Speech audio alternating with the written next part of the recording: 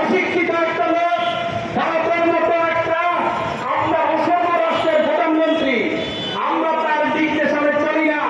হাসিনা চলতে পারে, আওয়ামী লীগ চলতে পারে, এদেশের জনগণ তাদের স্বাধীন সার্বভৌমত্বের গ্যারান্টি দিয়ে এই দেশ তাদের ভোটাধিকারের মাধ্যমে, পিওর গণতন্ত্রের মাধ্যমে দেশ পরিচালনা করবে।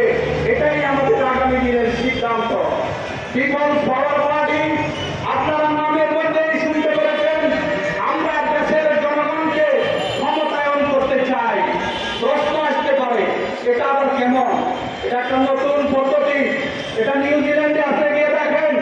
সেটা হচ্ছে ওই মসজিদের একটা গম্বুজ যদি আপনার 100 ফিট উঁচু করা হয়, তাহলে গণভোটের মাধ্যমে জনগণের সিদ্ধান্ত নিয়ে সেটা করা হয়। জনগণকে এভাবে পাওয়ারফুল করার জন্য পিপলস পাওয়ার পার্টির সিদ্ধান্ত। এখন যে গণতন্ত্র আছে, প্রচলিত গণতন্ত্র, এই গণতন্ত্রের কাজ হচ্ছে মাত্র 5 সেকেন্ডে ব্যালট পেপারে একটা সিল করে এরপরে জনগণের আর 5 বছর কিছুই করার কোনো ক্ষমতা নাই। আর ওনারা যদি কোনো একবার ক্ষমতায় যেতে পারেন, তাইলে 5 বছর তো নয়, এবার বছরের পর বছর অবৈধ শাসনের সিরিজ করতে ব্যস্ত হয়ে পড়ে। এ ধরনের সিস্টেম আর রাখা যাবে না। তাই কি করতে হবে? এদেশে সত্যিকারের জনগণের শাসন চালু করার জন্য এখানে আমরা যে মাঝে মাঝে গণভোটের সিস্টেম চালু করব। একটা সরকারের মেয়াদ লাগাতার 5 বছর হবে না। প্রথম যারা তাদের নিজেদের জনপ্রিয়তা আদর্শ ম্যানিফেস্টো প্রচার করে ক্ষমতা পাবেন, তারা প্রথম দিকে 2 বছরের জন্য ক্ষমতা চেষ্টা করবেন। এই 2 বছর তাদের ক্ষমতা জনগণ যদি ভালো পায়, তাহলে মধ্যবর্তী রেফারেন্ডামের মাধ্যমে তারা পরবর্তীতে আরো 2 বছর এক্সটেনশন পাবেন। এই জন্য 4 বছর একসাথে দেওয়া যাবে না। সংবিধান সংস্কারের যারা দায়িত্বে আছেন, আলিয়াস সাহেবকে আমি বলবো, আপনি কথাটা রেকর্ড করেন। সাংবাদিকদের পক্ষ থেকে কালকের পত্রিকা নিয়ে কথা আসবে, সেটা রেকর্ড করবেন। আমাদের পিপলস পাওয়ার পার্টির পক্ষ থেকে আমরা সংস্কার কমিটিকে আমাদের পরামর্শ দেব।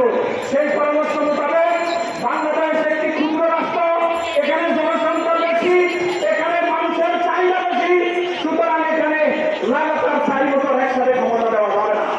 2 বছর ক্ষমতা চেষ্টা করার পরে ওই দল যদি ভালো করে জনগণের ম্যান্ডেট দিতে পারে, তাহলে তারা পরবর্তী 2 বছর এক্সটেনশন পাবে।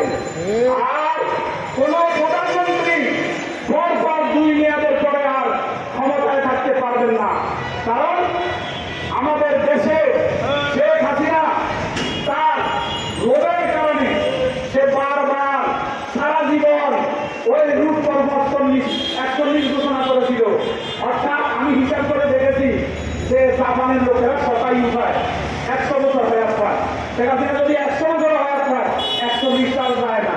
তাহলে এই ধরনের শাসন জনগণকে তারা গোলাম মনে করে বসে আছে।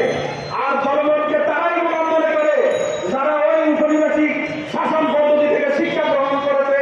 ব্রিটিশরা এই দেশকে 190 বছর শাসন করেছে, সেই শাসন পদ্ধতি থেকে তারা উপনিবেশিক শিক্ষা পেয়েছে।